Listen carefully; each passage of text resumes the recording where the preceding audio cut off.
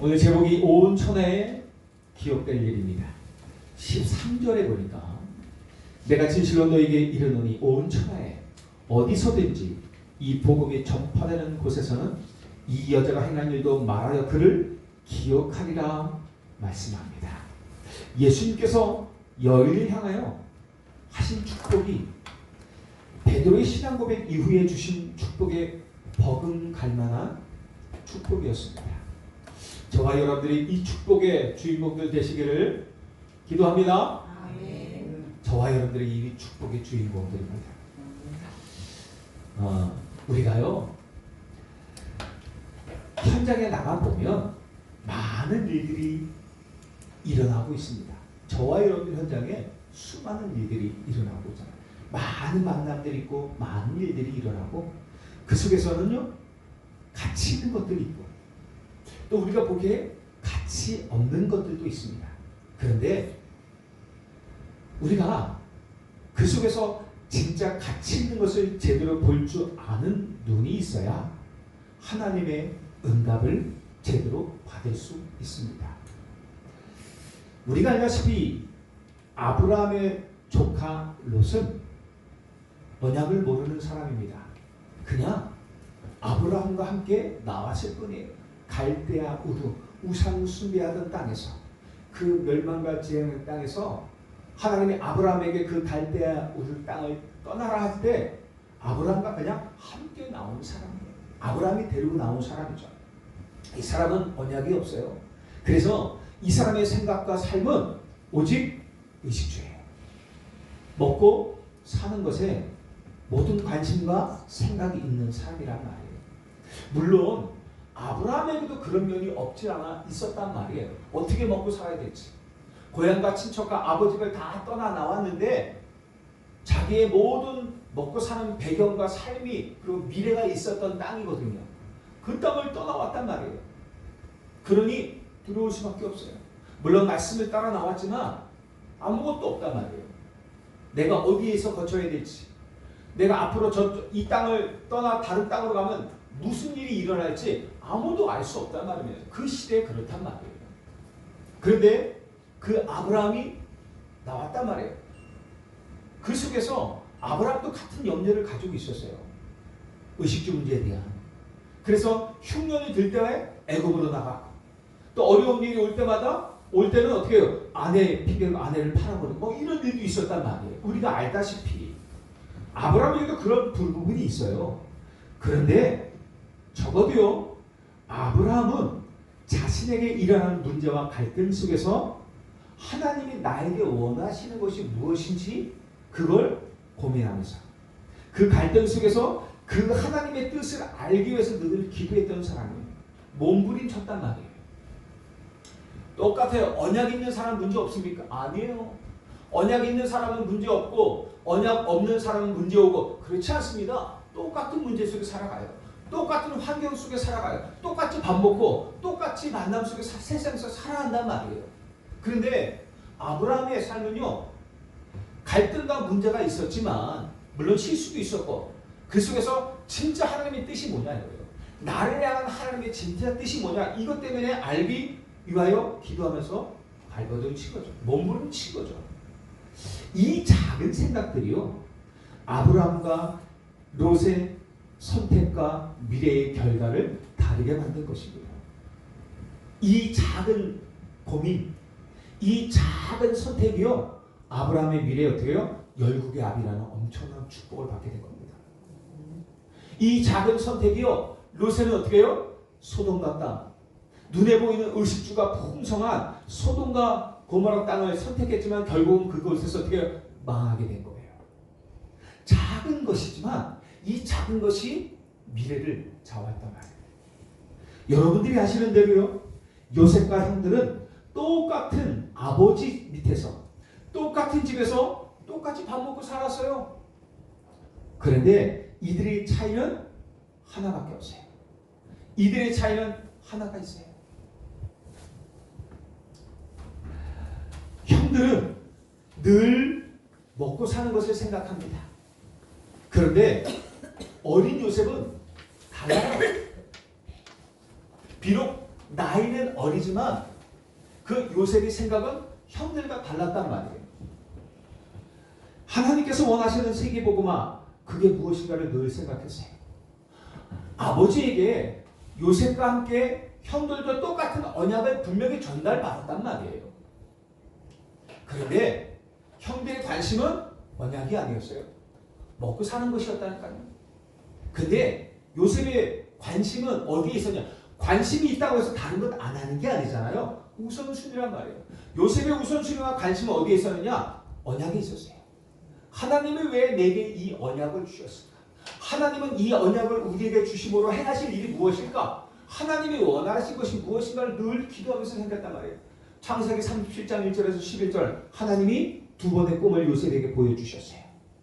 뭐예요? 해와 달과 11별이 요셉을 향하여 삥 둘러서 있는 거예요. 또 하나는 뭡니까? 11별집단이 요셉의 별집단을 향하여 삥 둘러서서 절을 하는 모습이에요. 이게 뭘 의미해요? 세계복음화를 의미하잖아요. 여러분들도 아시다시피 요셉은 그걸 언약으로 박자놨어요. 그러면서 어떻게 해요? 기도한 거예요. 이게 무슨 뜻인지, 하나님이 원하시는 세계복음화가 뭔지 이거를 기도했던 거예요. 그리고 그 축복을 알게 된 겁니다. 처음에는요 별로 차이가 안 나요. 별로 표시가 안 나요. 그런데 시간이 지나면서 요셉과 그 형들은요 완전히 다른 결과를 맞게 됩니다. 형들은 결국은 그 육신의 것들 때문에 요셉을 죽이려 해요. 요셉을 노예 사냥에게 팔아먹어요. 요셉이 어떻게 해요? 노예로 간 것처럼 보였지만 그것이 하나님이 자기에게 주신 세계복음화 그 언약을 이루는 땅이라는 것을 알았어요. 그 요셉이 애굽의 노예로 갔지만 그곳에서 단 한 번도 염려하거나 고민하지 않았어요. 왜요? 하나님이 자신을 이 땅으로 형들을 통해서 인도하셨다는 것을 확실히 깨달았던 거예요. 당시의 세계복음화가 어디예요? 애굽이에요. 당시의 세계 강대국이 애굽에 왜? 거기에는 전 세계 사람들이 와 있는 곳이에요. 거기에는 지금 말 그대로 237개 나라 그리고 어떻게 해요? 그 속에는 5천 종족이 그곳에서 복음을 전해 받을 그 세계 복음화의 나라가 다 와 있는 곳이 애굽이라는 현장이에요. 지금도 마찬가지잖아요. 지금도 여러분들 미국에는요 전 세계 나라 사람들 다 와 있어요. 복음을 듣지 못한 5천 종족 그들에게 갈 모든 사람들이 그곳에 다 와 있어요. 우리나라도 예전에는 없었지만은 예전에는 외국인들 보기가 힘들었잖아요. 그런데 우리나라가 잘 살고부터 선진국 되고 강대국이 되면서요 세계 많은 나라 사람들이 우리나라에 찾아오고 있잖아요. 이 홍천에서만 해도 다민족들이 엄청 많잖아요. 그렇단 말이에요. 당시의 세계복음화는 애굽의 현장, 애굽복음화가 당시의 세계복음화예요. 그 애굽의 세계복음화에서 하나님이 요셉을 그것으로 보낸 거예요. 그것에서 일어나는 많은 일들이 있었지만 그게 하나님의 계획인 걸 한 거예요. 그게 어디서 나와요? 창세기 45장 5절에 형들이 요셉에게 찾아와서 어떻게 해요? 무릎 꿇으면서 요셉이 꿈을 생각하잖아요.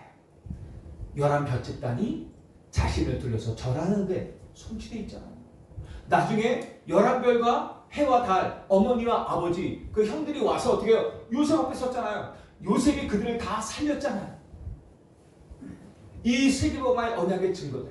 그러면서 어떻게 해요? 요셉이 보면서 요셉이 형들에게 말했잖아요. 당신들은 두려워하지 마세요. 나를 이 애굽의 노예로 당신들이 팔았지만 당신도 두려워하지 마세요. 내가 당신들에게 뭐라 할 말 없었는데 왜? 하나님이 우리의 생명을 살리기 위해서 당신들을 통해서 나를 이 애굽 땅에 먼저 보내신 것입니다. 요셉이 깨달았잖아요. 단순히 형들이 나를 팔았어? 나를 죽이려고 했어? 내가 평생 노예 생활 내가 이거 할 줄 알았는데 아니 그냥 개념 그거 아니에요. 내가 이 노예에서 빨리 벗어나서 형들에게 복수해 이게 아니라 하나님의 계획을 분명히 한 거예요. 세계복음화가 뭔지 알았어요. 하나님께서 자기에게 준 세계복음의 축복을 안 것이에요. 많은 생명들을 살리기 위해서. 이게 복음의 목적 아닙니까? 많은 생명들을 살리기 위해서 나를 이곳에 보내야 됐었는데, 지금도 여러분들 미국 가는 데는요, 비행기 타고 가야 돼요. 배를 타가 몇 개월 걸려요. 비행기 타고 가요. 돈도 많이 들어요. 그런데요, 그때 당시는 얼마나 더 힘들었겠어요. 절대로 국경을 넘을 수 없어요. 사막을 지내야 돼요. 광야를 지나가야 된단 말입니다. 거기에 얼마나 많은 흉악한 민족들이, 도적들이 있어요. 그래서 애굽에 요셉이 스스로 갈 수 없어요. 불가능해요. 어린 아이란 말이에요. 그런데 어떻게 그 아이가 애굽으로 가야 돼요. 왜? 그게 하나님 뜻이에요. 세계복음을 위해서. 방법이 없어요. 그래서 하나님 주신 방법이 뭐예요? 노예 상인이에요. 노예, 그때 당시 상인들은요, 특히 노예도 같이 다뤘단 말이에요. 그때 당시 상인들은 국가를 넘어갈 수 있었어요. 큰 상단들은 국가를 넘어갈 수 있었어요. 그래서 그 상단을 통해서만 가능했던 거예요. 돈도 안 들고 먹을 것 주고. 다른 것으로 안 돼요. 신분이 정확해야 돼요. 근데 노예는 신분이 필요 없어요. 노예는 뭐였어요? 물건이에요, 물건. 노예는 내 족에게 달린 물건 취급해요. 그때 당시에는 사람이 안 되니까 노예는요, 인수로 치지도 않았어요. 그냥 노예야, 물건이야. 그러니까는 애굽에 들어가도 신분이 필요 없는 거예요. 노예니까. 그렇게 어떻게 해요? 애굽에 들어갈 수 있었던 거예요. 그 애굽에서 많은 일이 있었지만 그 요셉의 작은 언약의 작은 선택이 요셉을 어떻게 해요? 결국은 총리를 세웁니다. 여러분 다 아시잖아요. 총리를 세워서 어떻게 해요? 쌀장사를 통해서 애굽을 살리고 자기 가족 70인을 살리고 어떻게 해요? 그리고 온 세계를 살리는 일들이 벌어지는 거예요. 저와 여러분들이 가진 작은 선택 하나가요, 엄청난 미래와 결과를 만들어낼 수 있다는 것이에요. 별거 아닌 것 같지만. 베드로가요, 요한과 함께 매일같이 기도하러 성전에 올라갑니다. 그곳에는 나면서부터 안진뱅이 된 사람이 성전 미문에 앉아서 구걸하고 있어요. 사람들은 이 사람이 불쌍하기 때문에 동전을 던져줘요. 왜? 먹고 살아야 되니까. 이 사람이 성전에서 구걸할 수 있도록 집에서부터 데려와요. 그리고 데려다주는 그런 육신의 봉사도 하는 사람이 있어요. 근데 중요한 거는 다른 사람들은 오직 동전이에요. 그리고 이 안진뱅이도 관심이 뭐예요? 오직 내가 먹고 살 수 있도록 동전 달라는 거예요. 그래서 베드로와 요한이 지나갈 때마다 쳐다보는 걸 뭐 때문에? 돈 좀 달라고. 그런데요, 베드로는 생각이 달랐어요. 이 사람이 왜 날 때부터 안진뱅이가 되어서 평생 구걸하며 살아야 되지? 그게 이 사람의 운명인가? 다른 사람들은 다 그게 운명이고 네 팔자라 얘기하잖아요. 우리가 몸부림을 치다가, 여러분 우리가 문제와 사건 어려움을 당하면 몸부림 치잖아요. 그 문제 해결하기 위해서.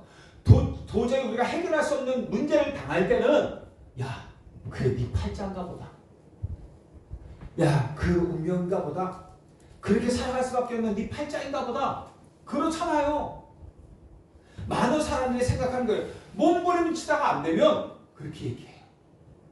그래서 이 사람도 40년 동안 태어나면서부터 안진뱅이에요. 불가능해요. 운명에 잡혔어요. 이 문제 해결이 없어요. 다른 사람들도 다 알아요. 근데 베드로의 생각은 달랐다니까요. 왜 저 사람이 태어나면서부터 안진뱅이가 돼요? 저 구걸하면서 먹고 살아야 되는가? 그렇게 죽어야 되는가?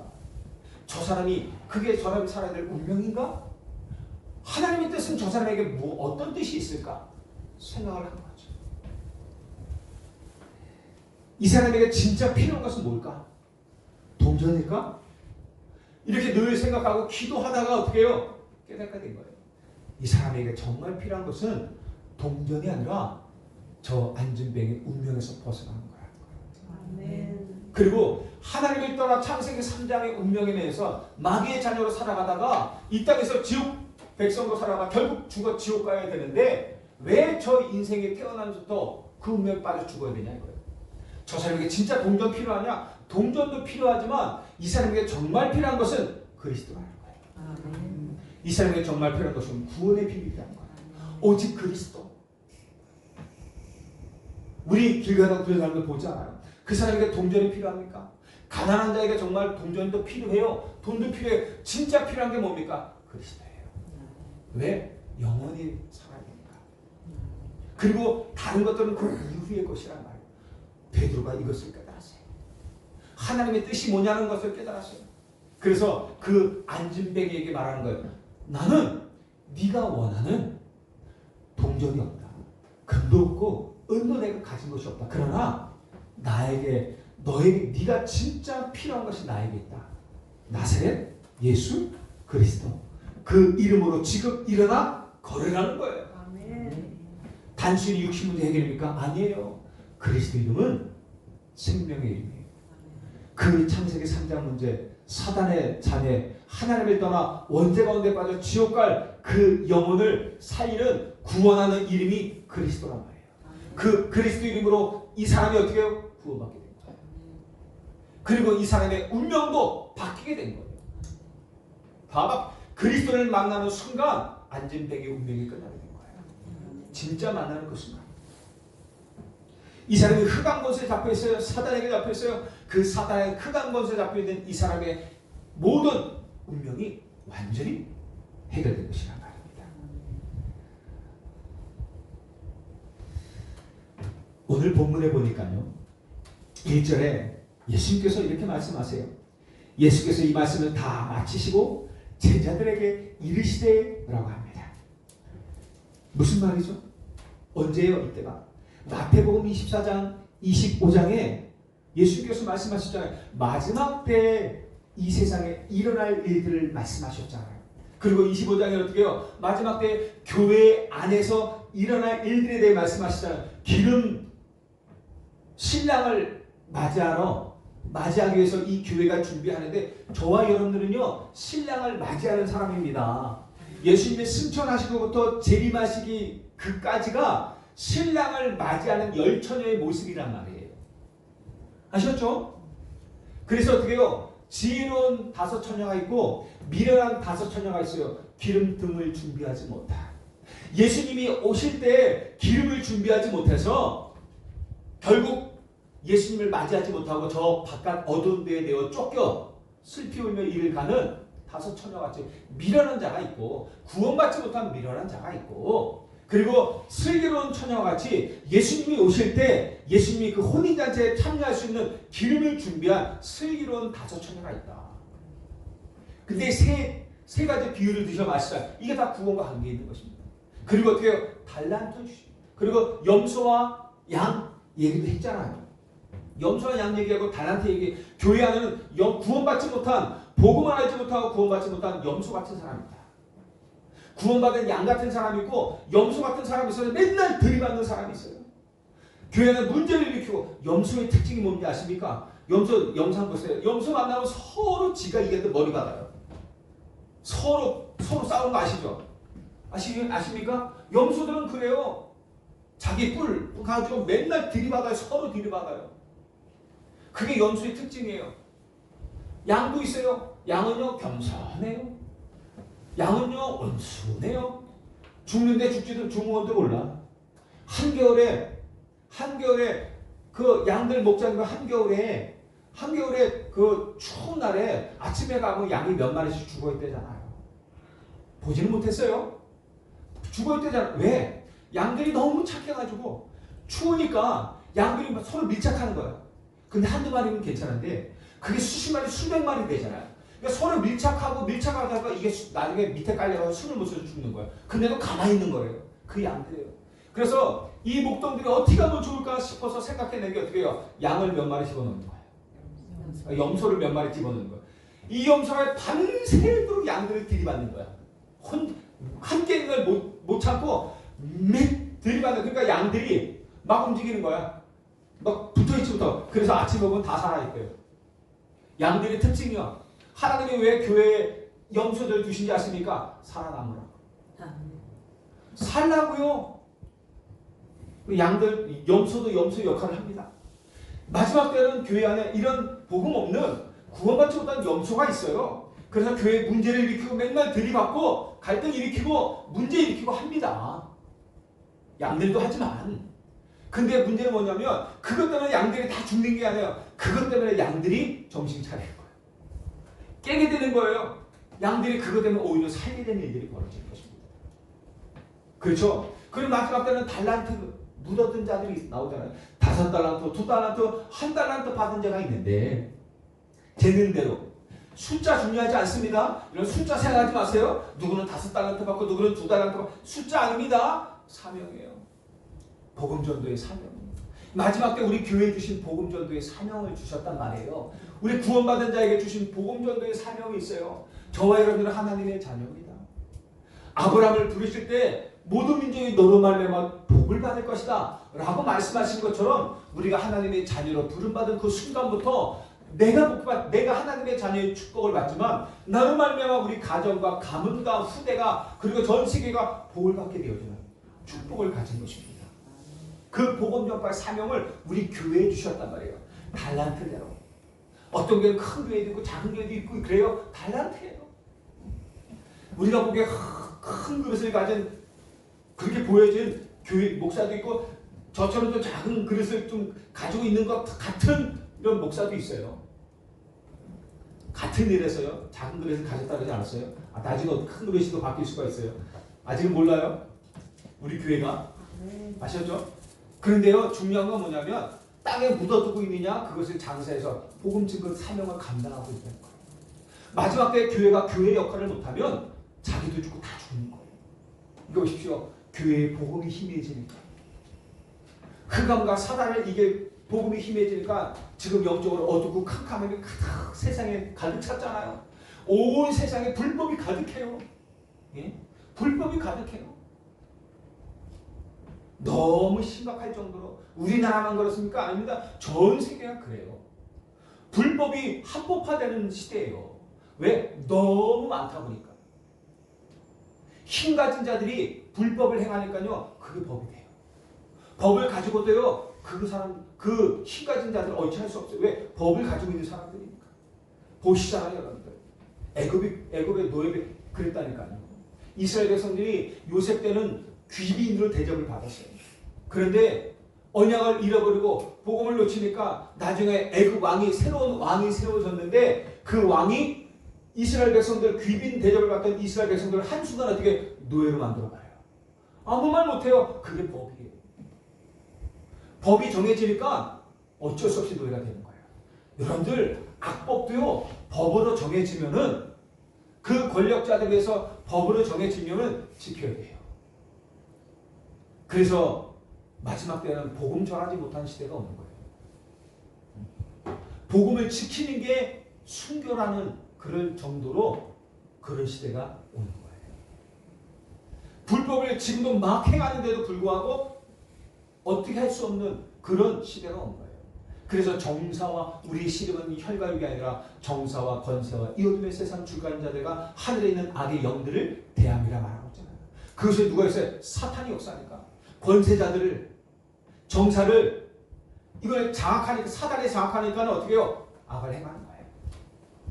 그런 일들이 벌어지는 거예요. 마지막 때에 일어날 일들이에요. 그런 것들입니다. 그래서 우리 교회가 역할은 뭡니까? 복음 전파. 단순히 복음 전파가 아니에요. 흑암을 꺾는 거예요. 오직 그리스도. 사단이 가장 무서운 일은 그리스도예요. 우리 흑암과 온 땅에 캄캄함이 혼란스러움이 가득 찬데 이길 수 있는 방법이 뭐예요? 우리가 열심히 노력하는 게 아니에요. 그리스도. 우리가 열심히 노력한다고 돼요? 그 사람들이 10%의 사람이에요. 1%의 사람들. 10%의 사람들이 문제를 일으켜요. 여러분들 바보들이 문제 일으키는 거 봤어요? 버리고 다니는데 문제 안 일으켜요. 똑똑하다고 하는 사람들이 모든 문제를 다 일으켜요. 전쟁 누가 일으킵니까? 똑똑하다고 하는 인간들이 0.1%의 소수의 사람들이 전쟁을 일으켜요. 자기 유익을 위해서. 그래서 기도하는 거예요. 그래서 어떻게 복음 아니면 안 되는 거예요. 오직 그리스도만이 이 어둠을 걷어낼 수 있어요. 그래서 저와 여러분들을 하나님 빛으로 부르신 것입니다. 우리 교회의 사명, 저와 여러분들의 사명 어떻게 해요? 복음의 빛을 비추는 거예요. 우리가 특별히 잘하지 못해도 돼요. 우리는 그 사명, 우리는 빛이에요. 빛이기 때문에 복음을 가지고 기도하고 있으면 돼요. 빛을 비추고 있으면 되는 거란 말이에요. 그 사명 감당하는 달란트예요. 그 이야기를 하신 거란 말이에요. 그 이야기를 다 하셨어요.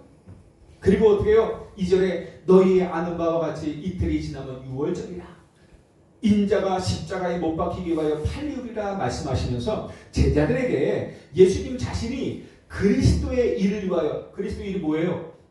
사단의 것을 일어나고 하나님을 떠나 죄 가운데 있잖아요. 우리가 죄인이잖아요. 죄의 삭은 사망, 죽어야 돼요. 그래서 그 죄로 말미암아 하나님을 떠나는 영적 사망이 먼저 왔어요. 하나님을 모르게 됐어요. 태어나면서부터 원죄 가운데 빠지게 돼서 하나님을 모르고 하나님을 떠나 살아가는 원죄 가운데 빠지게 됐어요. 그걸 보고 영적 사망이래요. 그리고 어떻게 해요? 100년 살고 어떻게 죽어야 돼요. 육신의 사망. 그리고 어떤 사망이었어요? 영원한 지옥. 영원한 고통인 불모진 그 영원한 지옥. 거기에 우리 영원히 가는 거예요. 이 세 가지 죽음이 온단 말이에요. 죄로 말미암아 그 죄를 해결하기 위해서 예수님이 십자가 지신 거란 말이에요. 우리가 해결 못해요. 그래서 우리 죄를 해결하기 위해서 예수님이 오셔서 십자가 지신 거란 말이에요. 그래서 우리 죄를 용서하셨어요. 당신의 핏값으로 하나님에게서 우리를 사셨어요. 그래서 저와 여러분 누구 겁니까? 하나님 거예요. 네, 핏값으로 사신 거예요. 그리고 우리에게 구원의 문을 열어주셨단 말이에요. 그 그리스도의 일을 위해서 십자가에서 내가 죽어야 될 것이다. 이틀 후에야. 그렇게 말씀하시는데요. 제자들은요, 그게 무슨 뜻인지도 알지 못해요. 이때까지도. 그리고 그때 대제사장들과 예수님을 잡는 대제사장들과 장로들은요, 따로 모여서 뭐하냐? 예수님을 어떻게 잡아 죽일까? 이걸 또 흉계를 쓰고 있는 거예요. 어떻게 잡아 죽일까? 음모를 꾸미고 있어요. 그런 와중에 6절에 보니까 그런 와중에 예수님이요, 베다니아에 있는 나병 환자 시몬의 집에 가서 식사를 하고 있어요. 그 식사하는 도중에 한 여자가 예수님 앞에 나와서 아주 귀한 향유 한 옥합을 가지고 와서 예수님 머리에 그 기름을 붓는 것입니다. 마가복음 14장 5절에 보면 이 향유의 가격이 300데나리온이라고 해요. 제자들이 막 화를 내면서 이걸 팔아가지고 가난한 자에게 팔았으면 300데나리온에 팔아가지고 이상 더 될 텐데 그걸 팔으면 가난한 자들이 더 좋은 많이 도울 수 있지 않냐? 제자들은요, 가난한 자들 위해서, 그러니까 성경에 보면 어떻게 해요? 돈을 은근히 슬쩍 이렇게 밝히는 그 인간이 있다 그래요. 누구예요? 가룟유다. 그 제자들 중에서도 그런 사람이 있어요. 5 식구가 이 300데나리온은 5 식구가요 1년 동안 먹고서 생활할 수 있는 그런 돈이랍니다. 우리 지금 시대만큼 최소한 수천만 원이죠. 돈 1,000만 원 갖고 안 돼요. 5 식구 한 3, 4천 기본적으로 돼야 돼요. 그래야 생활한단 말입니다. 그렇게 어마어마한 비싼 그런 엄청난 향유값을 예수님께 다 드리는 거예요. 그러니 제자들이요 화가 난 거예요. 지들 것도 아니면서 지들 것인 양 막 화를 낸 거예요. 그러니까 어떻게 해요? 예수님이 말씀하십니다. 10절에 예수님이 아시고 그들에게 이르시되 너희가 어찌하여 이 여자를 괴롭게 하느냐? 그가 내게 좋은 일을 하였느니라 라고 말씀하세요. 그리고는 12절에 이 여자가 내 몸에 이 향유를 부은 것은 내 장례를 위하여 함이니라 라고 말씀하세요. 이 여인이 예수님의 머리에 기름을 부은 의미를 지금 말씀하고 있잖아요. 제자들은 예수님이 직접 말씀하셨잖아요. 이제 이틀 후면은 내가 십자가에서 죽을 것이다 말씀하셨잖아요. 지금. 그런데도 불구하고 그게 무슨 말인지도 모르고 아예 생각 자체를 안 해요. 그러니까 나중에 제자들에게 내가 나를 팔자하고 내가 이제 죽을 때가 됐다라고 말하니까 어떻게 베드로 어떻게 절대 그럴 수 없습니다. 예수님 절대 그러지 마십시오 라고 말하면서 나중에 그 예수님을 잡으러 오는 종 말고의 귀를 어떻게 해요? 베드로는 칼을 빼가지고 귀를 베잖아요.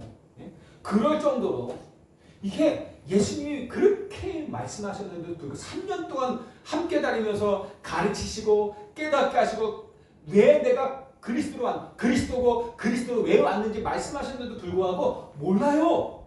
관심이 없어요. 이 땅에서의 누림만 생각하는 거예요. 그런데요, 이 중요한 어마어마한 말이 이들에겐 별 의미가 없는 거예요. 가치가 없는 거야.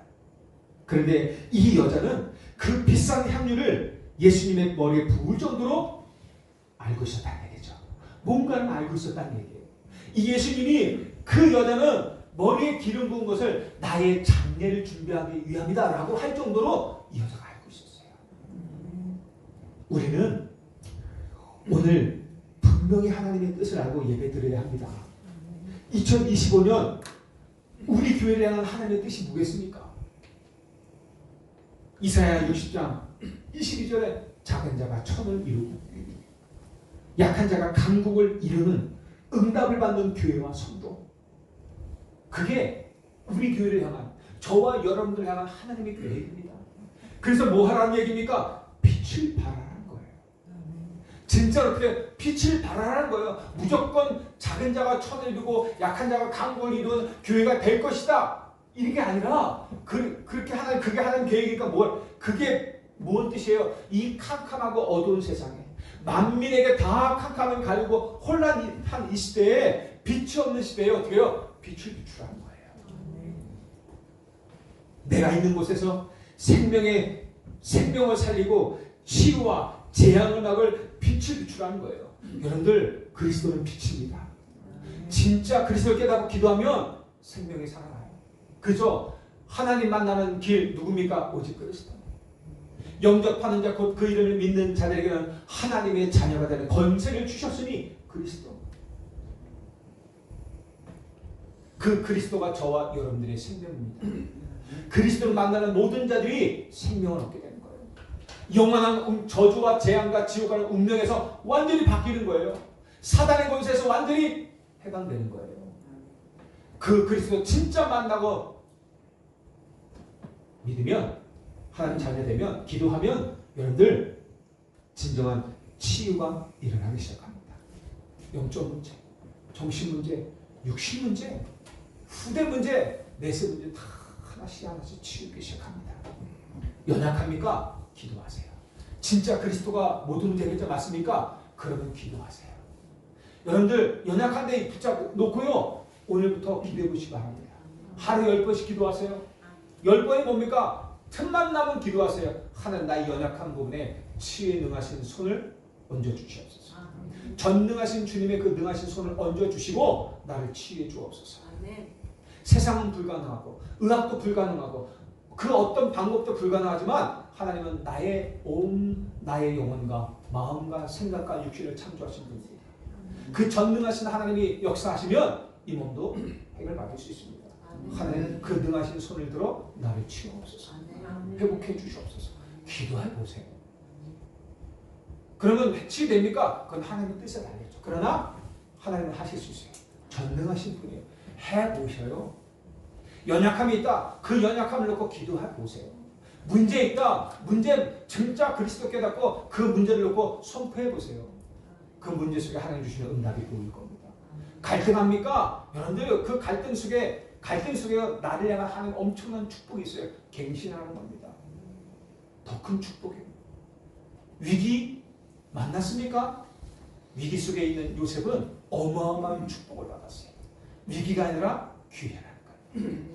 그게 언약 같은 자들에게 주신 하나님의 축복입니다. 불신자들은 그게 안 보여요. 그러나 언약 가진 저와 여러분들 하나님의 자녀들에게는 그렇다는 거예요. 교회를 살리고, 이 빛은요 교회를 살리고 전도와 선교가 회복되고 렘넌트를 위한 빛의 경제가 회복되는 빛이에요. 그 빛을 비추라는 거예요. 한 교회 한 사람을 통해서 한 가문, 한 지역, 한 나라를 책임지는 진짜 작은 자가 천을 이루고 약한 자가 강국을 이루는 능력을 받게 될 것입니다. 그 빛을 비추라는 거예요. 오늘 여러분이 한 시간 예배 속에서 평생의 응답을 받게 되기를 축복합니다. 13절에 예수님이 여자를 향하여 말씀하시기를 그 자리에서 내가 진실로 너에게 이르노니 온 천하에 어디서든지 이 복음이 전파되는 곳에서는 이 여자가 행한 일도 말하여 그를 기억하리라 말씀합니다. 구약에는 왕, 제사장, 선지자 이 세 가지 직분자를 세울 때 기름을 부어 세웁니다. 그리고 이 모든 직분을 한 몸에 가지고 계신 분이 누구예요? 그리스도예요. 그 그리스도께서 이 그리스도의 직분을 가지고 이 땅에 오셨어요. 왜 그리스도의 직분을 가지고 오셨어요? 그 일을 해야 되기 때문에. 왜 왕의 직분을 갖고 오셨어요? 우리를 하나님 떠나게 만들고 하나님을 떠난 인간들을 어떻게 해요? 붙잡고 종노릇하게 만들고 멸망의 길로 저주 재앙의 길로 지옥까지 끌고 가는 그 사탄의 권세를 멸하시기 위해서 왕의 권세를 가지고 오셨어요. 왜 세상의 권세를 가지고 오셨어요? 우리 죄와 사망 때문에 저주 재앙 속에 살아가야 돼요. 고통 속에 살아가야 돼요. 그 죄와 사망의 것을 우리를 해방시키기 위해서. 왜 선지자의 직분을 갖고 오셨어요? 우리가 하나님을 만나는 길을 몰라요. 우리의 문제를 해결할 수 있는 길이 없어요. 그 길이 되어주시기 위해서 오신 것입니다. 아멘. 그 그리스도의 일을 완성하는 시대 때가 언제입니까? 십자가 지시는 때예요. 그 그리스도로 오셔서 완성하신 분이 십자가 달리신 그리스도예요. 그곳에서 그래서 어떻게 해요? 십자가 달리시면서 예수께서 뭐랬어요? 다 이루었다. 이 그리스도 일을 다 이루었다는 것입니다. 이 그리스도께서 이 인간의 죄를 대신하여 십자가에 고난당하시고 죽으실 것인데 제자들은요 한 사람도 깨닫는 사람이 없어요. 이 어마어마한 말씀을 생각하고 그 의미를 중요하게 여기는 사람도 없어요. 그런데 이 여인만이 예수님이 구약에서 예언하신 바로 그 그리스도, 우리 인생의 문제를 다 해결하실, 우리를 하나님 만나게 해주실, 우리에게 구원의 길을 여실 그리스도가 깨달은 것입니다. 그리고 이분이 말씀하신 대로 어떻게 해요? 그 길을 완성하기 위해서 십자가 지시게요. 이거 성경에 이미 예언하신 거예요. 그러니까 이 여인도 어떻게 해요? 유대인들은요 초등학교, 우리 말고 초등학교 때까지 뭘 배워요? 회당에서 성경을 배워요. 그 성경에서 예언하신 것들이 말씀하신단 말이에요. 근데 다른 사람들은 몰라요. 제자들도 3년간 예수님과 함께 했는데도 몰라요. 근데 이 여인이 깨달았어요. 그리고 어떻게 해요? 그것을 깨닫고 예수님 장례를 준비하면서 기름을 부은 거예요. 그 예수님이 그렇게 말씀하시잖아요. 저와 여러분들은 어떤 기름을 준비해요? 예수님의 재림오실 그날 예수님을 만난 그 기름을 준비하는 거예요. 그래서 뭐예요? 달란트. 우리에게 맡기신 달란트. 한 영혼 한 영혼으로 살릴 재능에 따라서 어떤 사람은 교수로, 어떤 사람은 대통령으로, 어떤 사람은 공무원으로, 어떤 사람은 산업을 통해서, 어떤 사람은 직장인으로 그 각기의 재능에 따라서 맡겨주신 재능과 달란트에 따라서 어떻게 해요? 복음 증거하는 것입니다. 이게 우리의 사명이에요. 교회의 사명. 그리스도는 모든 사탄의 세력을 꺾으신 참된 왕입니다. 하나님 만날 수 없는데 하나님 만나시는 길이 되신 참 선지자입니다. 우리의 모든 저주 재앙을 완전히 끝내신 제사장입니다. 그분이 십자가에서 모든 문제를 해결할 것입니다. 그 의미로 이 여자는 그 머리에 부으신 것입니다. 저와 여러분들이 그 그리스도 이름을 가지고 오늘 예배하는 것입니다. 이 예배 시간에 그리스도의 능력이 여러분들에게 임할 것입니다. 너무 중요해요. 어떻게 이 은혜를 받았어요? 그게 하나님의 은혜입니다. 마태복음 16장 17절에 베드로가 뭐라 그래요? 주는 그리스도시요 살아계신 하나님의 아들이십니다 라고 고백하는데 예수님이 놀라서 바요나시구나 내가 복이 있도다. 이를 내게 알게 하니는 혈육이 아니다. 하늘에 계신 내 아버지가 너를 깨닫게 하신 것이다. 하나님의 은혜인 것이에요. 그러면서 축복하셨잖아요. 오늘 여러분이 이 하나님의 은혜를 입는다면 여러분의 문제가 해결될 것입니다. 저와 여러분에게 가장 필요한 축복이 있다면 하나님의 은혜입니다. 바요나시구나 내가 복이 있도다. 이 반석에 내가 내 교회를 세울 것이요 음부의 권세가 너를 이기지 못할 것이고 내가 천국 열쇠를 준다. 기도하면 이 땅에서 무엇이든지 풀면 하늘에서 풀리고 이 땅에서 무엇이든지 매면 하늘에서도 매일 것이다. 여러분들 기도하세요. 염려, 근심, 걱정, 불신앙 하지 말고 그 시간에 기도하세요. 그리스도는 내 인생 모든 문제 해결자가 아닙니까? 괜히 십자가 지신 게 아니에요. 우리 인생 모든 문제를 다 해결하기 위해서 십자가 지셨단 말이에요. 그 축복이 저와 여러분들의 것입니다. 언제요? 내가 믿을 때. 그리고 어떻게 해요? 기도할 때 그 권세가 내게 나타나는 것입니다. 그러니까 일이 있을 때마다 염려, 근심, 걱정 어떻게 될까 걱정하고 불신앙하지 말고 기도하시기 바랍니다. 나를 바라보는 염려, 근심, 걱정해요. 사람을 바라보면 내 능력을 바라보면 내 배경과 환경을 바라보면 염려할 수밖에 없죠. 한계가 있으니까. 돈이 수천억이 있어서 뭔가 세상의 모든 의학과 세상의 모든 것들을 다 몰라도 안 되잖아요. 돈이 있어도 안 되지만 오직 그리스도. 다 이루었다 하신 그 그리스도 여러분들 딱 붙잡고 언약 붙잡고 기도하시기 바랍니다. 하나님 바라보세요. 나를 보면서 어떻게 할까 하지 말고 하나님은 우리에게 우리 문제 해결하라 그런 적이 없어요. 나를 바라보라는 거예요. 내게 기도하라. 너희가 지금까지는 내 이름으로 아무것도 구하지 않았으나 이제 구하라. 왜? 모든 문제 해결했기 때문에. 그러면 어떻게 해요? 너희 기쁨이 충만할 것을 말씀하세요. 문을 두드리라 그러면 열릴 것이야. 찾으라 찾을 것이요 두드리면 열릴 것이다 라고 말씀하고 있는 것입니다. 그게 하나님이 저와 여러분에게 주신 언약적인 약속이에요. 늘 말씀드리죠. 하나님의 언약은 변함없어요. 거짓말 없어요. 근데 왜 안 됩니까? 나의 언약으로 안 잡았어요. 내 언약으로 붙잡아야 돼. 믿음. 내 언약으로 붙잡아야 돼요. 내 언약으로 붙잡고 기도해야죠. 제가요 우리 용정용 장로님과 계약을 안 했는데 내가 용정순 장로님에서 뭘 해야 돼요? 그렇단 말이에요. 그죠? 근데 계약을 맺었으면요 용정 장로님하고 딱 계약을 맺고 문서가 작성했으면 그렇게 이루어져야 되는 것입니다. 근데 문서 작성을 안 해서 그냥 구두로 내가 너에게 오늘 우리 영훈이가 있어요. 영훈이에게 제가 영훈아 내가 다음 주에 너에게 돈 1,000만 원 줄게. 이 돈이 자꾸만 나와서 돈 1,000만 원 줄게. 약속을 했어요. 그런데요 제가 안 믿어. 안 믿어. 내 약속 분명해. 근데 이 약속인데 네가 믿어야 돼. 믿어. 야 믿어. 내가 줄게. 그런데요 죽어라 안 믿어. 그게 누구 거입니까? 내 게 아니에요. 죽어라 믿어. 하나님은 그런데 주셔요. 왜? 약속했기 때문에. 언제? 약속한 시간 후에.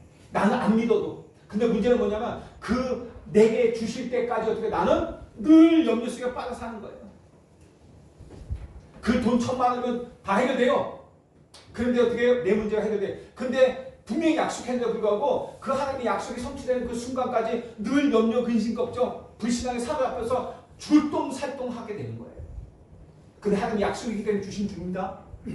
근데 약속, 언약을 내 것으로 딱 붙잡은 사람은 어떻게 해요? 룰루를 안 해요. 왜? 한 주가 지금 염려, 걱정해도 어떻게 해요? 다음 주에 주실 거니까 걱정 없는 거예요. 하나님 주신다고 약속했으니까. 내가 준다고 약속했으니까 걱정, 야, 한 주간만 기다려. 걱정하지 마. 한 주만 기다려. 내가 걱정해서, 야, 한 주간만 기다려. 다음 주에 올 거야. 늘 편안하게 되는 거예요. 오히려 행복하죠. 왜? 기대가 되고 소망이 있으니까. 여러분들, 하나님과의 약속은 이런 겁니다. 하나님은 우리에게 약속을 주셔요. 그런데 어떻게 해요? 그 약속을 내 것으로 아멘하여 받은 사람에게 그게 축복인 거예요. 아멘. 정말 그렇습니다. 여러분들이 그 말씀을 다 붙잡으시길 바라요. 정말로 복음을 알게 되면요, 우리가요, 여러분의 가문에서, 직장에서, 산업에서 기념될 만한 축복이 나타나게 됩니다. 여러분 정말 이 언약 붙잡고 기도해 보세요. 기념될 만한 응답이 오게 돼요. 온 천하의 이 말은요, 그때 당시뿐만 아니라 오늘 모든 세대를 두고 한 말씀입니다. 이 여자의 나이는 몰라요? 정확히 몰라요? 어떻게 생겼는지 정확히 몰라요. 마가복음 딴 데 보면 참녀라고 얘기했잖아요. 그죠? 시몬, 마르다, 마리아 그 한 가족이란 말이에요. 지금 여기 안 나타났지만 근데 이 여자는 마리아예요. 마리아. 근데 뭐 하고 있었어요? 참녀였어요. 이 여자가 그 하고 뭐를 한 거예요. 근데 이 여자가 나이도 몰라요. 얼굴도 몰라요. 그런데요, 이 여자는 복음을 깨달은 거예요. 예수님도 제자들도 알지 못한 이 복음을 깨닫고 그 여자는 그것을 행한 거예요. 자기 할 일을 한 거예요. 예수님이 이 복음이 이 축복하는 거예요. 이 복음이 증거되는 모든 곳에서는 이 여자가 행한 일도 말하여서 영원히 기억하게 하리라고 말하는 거예요. 저는 우리 교회가 여러분들이 이 축복받기를 원합니다. 여러분들이 복음 전하는 그 한마디 그 사람에게 영원히 기억돼요. 저는요, 저를 교회에 데리고 간 아주머니를 평생 못 잊어요. 그분이요, 제가 1992년도 4월 5일 날 첫 교회를 갔어요. 그때 제가 하나님의 은혜를 입고 구원받았다는 확신이 왔어요. 그게 구원의 확신인지 몰랐어요. 근데 너무 큰 은혜를 받았어요. 은혜가 뭔지도 몰랐는데 너무 좋아. 나중에 알고 보니까 그게 하나님의 은혜고 내가 구원의 확신 가졌던 거예요. 그때. 근데요, 어렸을 때부터 그 아주머님이 이제 저희가 월세를 살고 있었어요. 근데 이 주인집 아주머니요. 이 아주머니가요, 저보고 늘 교회 가자 그랬대요. 근데 저는요, 교회 가기 전까지는 한 번도 그 소리를 못 들었어요. 귀가 닫힌 거예요. 근데 나중에 이 아주머니는 내가 늘 얘기했대. 근데 나는요, 처음 들어봤어요. 귀가 닫히면 그렇다니까요. 근데 1992년 4월 5일 어느 날, 나 교회 가자 이런데요, 그 소리가 확 들리는 거예요. 어떻게 생각하면서, 아유 그래도 우리 많이 더 그때 저희가 한 10개월치 월세를 못 주고 있었던 때인데, 아유 우리 월세도 못 주고 우리 집주인 아니면 그 나이도 연세도 있으신데 저 어른의 말을 내가 무시하고 안 한다면 미안하잖아요. 어린에 대한 예의가 아니잖아요. 왜 평소에는 그런 생각 안 했는데 그때 그 생각이 들었어요. 그래서 제가 갔어요. 알겠습니다. 갔는데 그날 일부에 갔는데 9시에 너무 큰 은혜를 받은 거예요. 제가 믿음이 있었어요? 없었어요. 제가 깨달았어요? 아니, 안 깨달았어요. 하나님의 구원의 은혜가 내게 임했던 거예요. 일부 예배 드리고 나왔는데 사람들 다 나가는 거야. 난 2부 예배 때 듣고 싶은데 사람들 우르르 끝나니까 다 나가는 거야. 고민했어요. 여기서 있을까? 나갈까? 사람들 다 나가는 거 보니까 나가는 거 보니까 나도 나가야 되는 것 같은데 1부 예배 드리면 2부 예배 못 드리나 본데 어떡하지 고민해서 방법을 깨달았어요. 우선 나갔어요. 집에 갔다가 다시 2부 또 오고 그래서 2부 또 들었어요. 그때부터 수요일, 금요일, 새벽, 철야 제가 6개 교회 일을 맡아서 일했어요. 왜? 그게 축복인지 알고 행복했어요. 하나님의 은혜, 그 은혜를 받으니까 이렇게 되는 거예요. 정말 여러분들이 이 은혜 속에 있길 바랍니다. 뭐 열심히 일하라 그런 개념은 아니에요. 이 복음이 증거되는 곳에는 여러분들의 이름이 기억될 것입니다. 제가 그 아주머니를 지금도 평생 잊지 못해요. 지금 돌아가셨는지 안 돌아가셨는지 나도 알지 못하지만 저는 평생 기억나요. 제가 그분 때문에 구원의 은혜가 임했다는 거. 그분 때문에 내가 교회를 가게 되고 구원받았다는 거. 물론 하나님이 역사지만 그분 때문에 내가 갔다는 거. 저는 평생 잊지 못해요. 여러분들 그렇게 될 것입니다. 결론입니다. 하나님이 아브라함을 복음하며 구원의 자녀로 부르실 때부터 이미 모든 민족을 살릴 세계복음화를 위한 언약적 축복을 주셨어요. 그 세계복음화를 할 수 있는 근원의 축복을 약속하셨어요. 대표적 축복을 약속하셨어요. 기념적 축복을 약속하셨어요. 누구도 막을 수 없는 불가항력적인 축복을 약속하셨어요. 설명하고 싶지만 너무 시간이 많이 갔습니다. 다음에 한번 다시 설명하겠습니다. 이미 저와 여러분들을 부르실 때부터 약속하실 거예요. 여러분 내게 주세요. 이미 주셨다니까요. 이게 내 거야. 내게 응답을 받고 기도하고 그 자리에 서면요 한 응답이 시작되는 거예요. 이미 우리는 그날의 축복을 받은 사람들입니다. 하나님에게서 오는 그날의 축복. 말씀 따라요. 저와 여러분에게 주신 축복이 우리가 그리스도 안에서 누릴 최고의 축복입니다. 오늘 예배 속에서 이 그리스도의 축복을 깨닫고 한 주간 여러분의 모든 현장에서 기름 부음 받은 예수 그리스도 그 축복이 임하게 되기를 간절히 축원하며 기도합니다. 하나님께 감사드립니다. 오늘 하나님의 은혜와 축복을 가장 크게 받는 날이 되게 해 주옵소서. 우리가 아는 것뿐만 아니라 모르고 있었던 모든 문제와 연약과 질병이 치유되는 또 해결되는 날이 되게 하여 주옵소서. 혹시 병든 자 있다면 주님의 능한 손을 얹어주시고 치유하여 주시옵고 빠른 회복을 허락하여 주옵소서. 오늘 영원한 축복과 천하에 기념될 만한 복을 받는 날이 되게 하여 주옵소서. 예수 그리스도 이름으로 기도하옵나이다. 아멘.